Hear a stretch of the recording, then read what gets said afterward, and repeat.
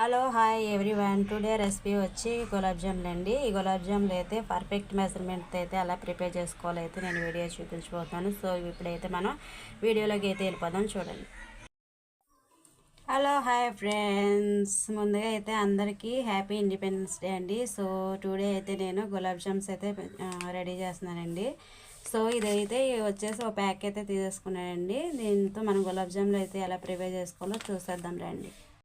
ఓకేనండి, కొలతగా తీసుకుంటే ఇది ఈ గిన్నెతో అయితే నాకు ఒక గిన్నె అయితే వచ్చేసింది. సో దీనిలోకి అయితే పాలు అయితే తీసేసుకున్నానండి. అదే కప్తో వచ్చేసి ఒక కప్పు కాచి చల్లార్చి పక్కన పెట్టేసానండి. దీనిలో కొంచెం కొంచెం యాడ్ చేసుకుని అయితే ఎలా కలుపుకోవాలో చూపిస్తాను, చూడండి. ఓకేనండి, దీనిలో వచ్చేసి కొంచెం కొంచెం అయితే పాలను యాడ్ చేసుకొని చక్కగా స్మూత్గా అయితే కలుపుకోవాలి. మనం చపాతీ పిండిలాగా అయితే కలుపుకోకూడదండి. ఇది ఈ విధంగా అయితే కలిపేసుకోవాలి. ఇదిగోండి, ఈ విధంగా కలిపేసుకోవాలి. కలిపేసుకొని దీనిలో అయితే ఇప్పుడు కొంచెం లైట్గా అయితే పాలు వేసుకోవాలి. ఒకసారి అయితే వేయొద్దండి, లూజ్ అయిపోతుంది. కాబట్టి కొంచెం జల్లుకుంటూ అయితే కలుపుకోవాలి.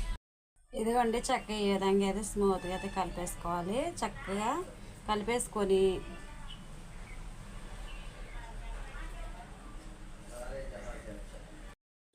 దీనిపైన వచ్చేసి ఒక తడి క్లాత్ని అయితే పెట్టేసుకోవాలండి. తడి క్లాత్ని పెట్టేసుకొని ఒక హాఫ్ అన్ అవర్ అయినా కానీ పక్కన పెట్టేసుకోవాలి.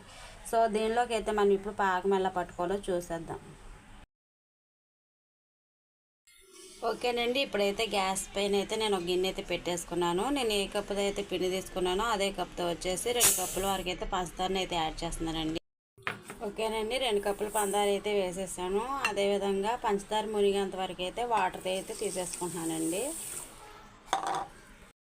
ఈ పంచదారని అయితే కరిగేంత వరకు అయితే మనం వేడి చేసుకుందామండి. ఓకేనండి, ఇదైతే కరిగిపోయింది. ఇదైతే పాకం రానవసరం లేదు. సో దీనిలో వచ్చేసి 2 యాలక్కాయలు అయితే యాడ్ చేస్తున్నానండి. ఓకేనండి, ఇదైతే చక్కగా స్టిక్కీగా అయితే అయిపోయింది. పాకం అయితే రానవసరం లేదండి. సో దీనిలో యాలక్కాయలు యాడ్ చేశాను కదా, అదేవిధంగా కొంచెం నిమ్మరసాన్ని కూడా అయితే యాడ్ చేస్తున్నానండి. ఓకేనండి, నేనైతే గ్యాస్ ఆపేసి మూత అయితే పెట్టేస్తున్నానండి. సో ఇప్పుడైతే మనం హాఫ్ అన్ అవర్ ముందు నానబెట్టుకున్న పిండిని అయితే చూసేద్దాము. చూసారు కదా, ఇదిగోండి చక్కగా మెత్తగా ఉంది. సో దీన్ని కొంచెం తీసుకొని వండలు అయితే చేసేద్దాం రండి. ఓకేనండి, ఇలా కొంచెం మాత్రమే తీసుకొని వండలు చేయాలి. సో ఈ తడి క్లాత్ని మాత్రం ఈ పిండి మీద నుంచి తీయొద్దండి. ఈ వండలు కూడా తడి క్లాత్ కిందే ఉంచుకోవాలి. సో వండ ఎలా చేయాలో నేనైతే చూపించేస్తాను, చూడండి. ఓకేనండి, కొంచెం పిండిని అయితే తీసుకున్నాం కదా, ఇలా స్మూత్గా అయితే ఇలాగా అనుకోవాలండి. సో ఇలా చేసినప్పుడు ఈ పైన మాత్రం ఈ ఘాట్లు లేకుండా మనం చేతులకి ఆయిల్ అప్లై చేసుకొని ఇలా వండ చేసుకోవాలండి, చేసేసుకోవాలి. ఇదిగోండి, పైన అయితే ఇలా ఘాట్లు లేకుండా చక్కగా వండగా అయితే చేసేసుకొని తడి క్లాత్ కింద పెట్టుకోవాలి. మిగతా పిండిని కూడా అయితే నేను అలాగే వండలు చేసి చూపిస్తాను, చూడండి. ఇదిగోండి, ఈ విధంగా అయితే నేను పిండి మొత్తాన్ని అయితే వంటలు చేశాను. ఈ తడి క్లాత్ మాత్రమే ఇలాగే ఉంచాలి ఫ్రై చేసుకునేంత వరకు. ఎందుకంటే ఈ పై పగుళ్ళు అన్నవి మనకి పిండి ఆరకుండా ఉంటుందండి. సో ఫస్ట్ టైం చేసే వాళ్ళకి కూడా సూపర్గా వస్తాయి గులాబ్ జామ్స్ అనేవి. సో ఇప్పుడు నేనైతే గ్యాస్ పైన ఒక కడాయి అయితే పెట్టేసుకున్నానండి. దీనిలో అయితే డీప్ ఫ్రైకి సరిపడా ఆయిల్ అయితే వేసేసాను. ఇప్పుడైతే గులాబ్ జాములు ఫ్రై చేద్దాం, చూడండి. ఆయిల్ అయితే డీప్ ఫ్రై అయిపోయిందండి, కాగిందండి. సో దీనిలో అయితే ఒక్కొక్క గులాబ్ జామున్ అయితే వేస్తున్నాను, చూడండి. ఓకేనండి, ఇవైతే ఒక పక్కన ఫ్రై అయిపోయి రెండో వైపు కూడా టర్న్ చేసుకోవాలి. ఇదిగోండి, వీటిని అయితే చక్కగా ఇలా ఫ్రై చేసుకోవాలి. చూస్తారు కదా ఎంత పర్ఫెక్ట్గా కుదిరాయో. వీటిని తీసి డైరెక్ట్గా అయితే మనం పాకంలో వేసేసుకోవాలండి. అదేవిధంగా మిగతా వాటిని కూడా ఫ్రై చేసుకోవాలి.